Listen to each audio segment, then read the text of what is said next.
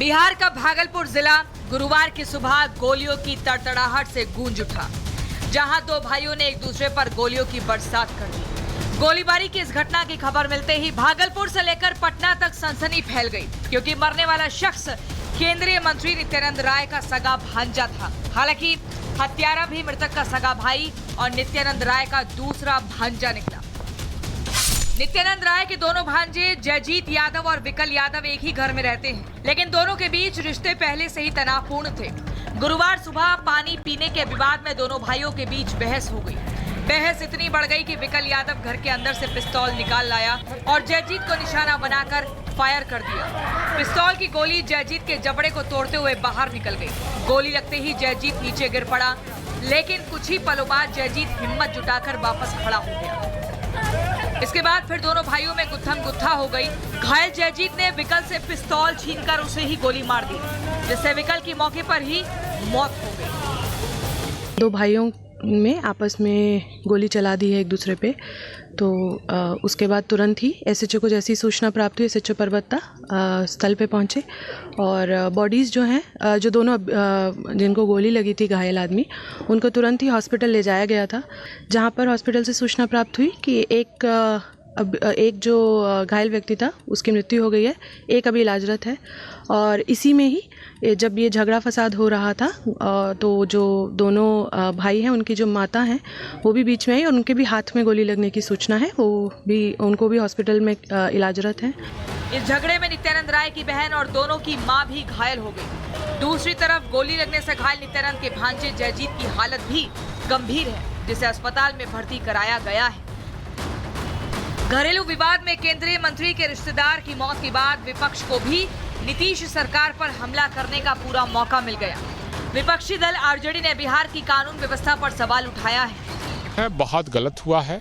हम उस परिवार के प्रति संवेदना व्यक्त करते हैं, दुख प्रकट करते हैं और उस परिवार को दुख सहने की शक्ति भगवान प्रदान करे। लेकिन ये बिहार है, बिहार में कानून का राज खत्म हो गया है और अब मुख्यमंत्री का इकबाल साफ तौर पर खराब हो गया है। माना जा रहा है कि घरेलू विवाद ने हिंसक रूप ले लिया, जिससे एक शख्स की जान चली गई, लेकिन मामला हाई प्रोफाइल होने की वजह से पुलिस हर एंगल से इस केस की जांच कर रही है। Bureau report, Republic Bharat. और चलिए अब अगली खबर आपको बताते हैं। उत्तर प्रदेश के मैनपुरी में पुलिस ने एक बदमाश का एनकाउंटर किया और उसके बाद उसे गिरफ्तार कर लिया।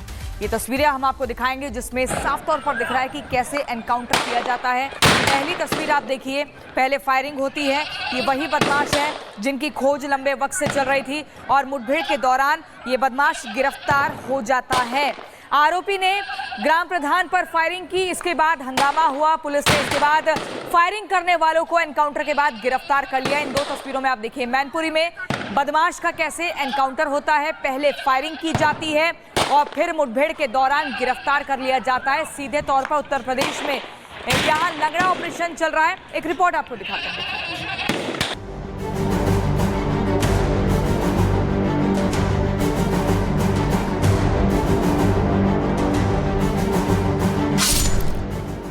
उत्तर प्रदेश में अपराधियों का इलाज लगातार जारी है। अपराध मुक्त प्रदेश बनाने के लिए लगातार अपराधियों की कमर तोड़ी जा रही है। योगी की फोर्स ऑपरेशन लगड़ा चलाकर अपराधियों की हेकड़ी निकाल रही है। जो पहले अपराधी प्रदेश में खौफ बनाया करते थे, आज खुद खौफ में जीने को मजबूर है। देखिए ये तस्वीरें, कैसे अपराध को अंजाम देने वाले बदमाश अब अपने पैरों पर खड़े होने के लायक भी नहीं बचे। यूपी पुलिस अलग अलग शहरों में ताबड़तोड़ एनकाउंटर कर लगातार संदेश दे रही है कि सुधर जाओ, नहीं तो जिंदगी भर लंगड़ाओगे।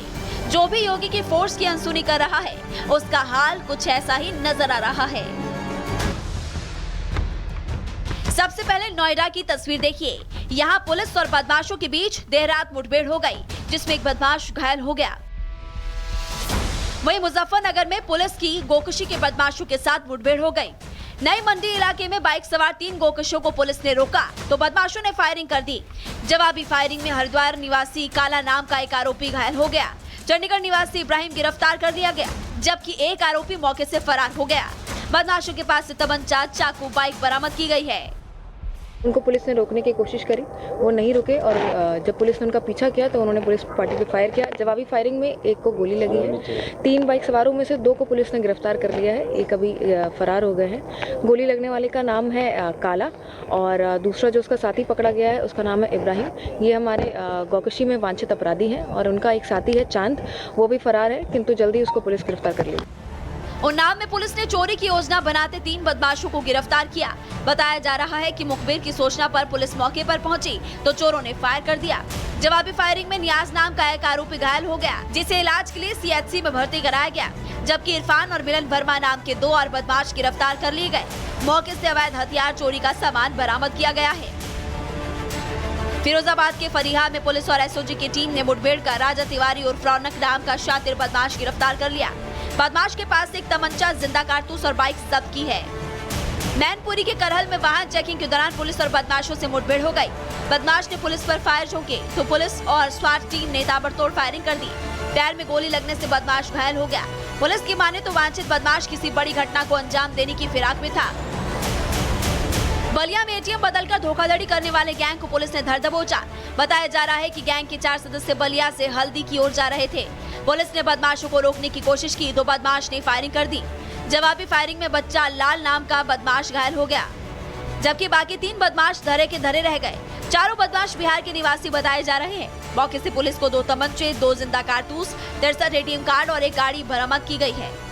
जब उनको ललकारा गया तो उन्होंने पुलिस पर फायरिंग कर दी। पुलिस में आत्मरक्षा में, बचाव में उन पर फायरिंग की, जिसमें एक बदमाश जिसका नाम बच्चा लाल है उसे गोली लगी और 3 अन्य बदमाश पकड़े गए। पास से जब पुलिस को तलाशी ली गई तो पुलिस को इनके पास से 2 अदद तमंचा और 2 अदद जिंदा कारतूस, 2 अदद खोखा कारतूस एवं 63 एटीएम और एक गाड़ी i20 हुंडई की बरामद हुई। इनामी बदमाश हो या फिर कोई शातिर अपराधी, पशु तस्कर हो या लुटेरा, उत्तर प्रदेश को अपराध मुक्त बनाने के लिए योगी की पुलिस अपराधियों को बिल से निकाल रही है। बदमाशों को सबक सिखाने के लिए बाबा की फोर्स हर जिले, हर शहर, हर चाक चौराहे पर जाल बिछाए बैठी है और जानकारी मिलते ही फैसला ऑन द स्पॉट कर रही है। Bureau report, Republic Bharat. तो इधर छत्तीसगढ़ में नक्सलियों के खिलाफ बड़ा ऑपरेशन लगातार जारी है। बीजापुर में, दंतेवाड़ा में सुरक्षा बलों ने अलग अलग जगहों में एनकाउंटर में 22 नक्सलियों को मार गिराया। तस्वीरें में आपको दिखा रहे हैं। नक्सलियों से भारी मात्रा में हथियार भी बरामद किए गए हैं। एनकाउंटर में एक पुलिसकर्मी शहीद हुआ है। छत्तीसगढ़ के जो डिप्टी सीएम है उन्होंने कहा है कि केंद्र के सहयोग से नक्सलियों के खिलाफ अभियान लगातार जारी है। पिछले 1 साल में अभी तक 200 से ज्यादा नक्सलियों को ढेर किया जा चुका है।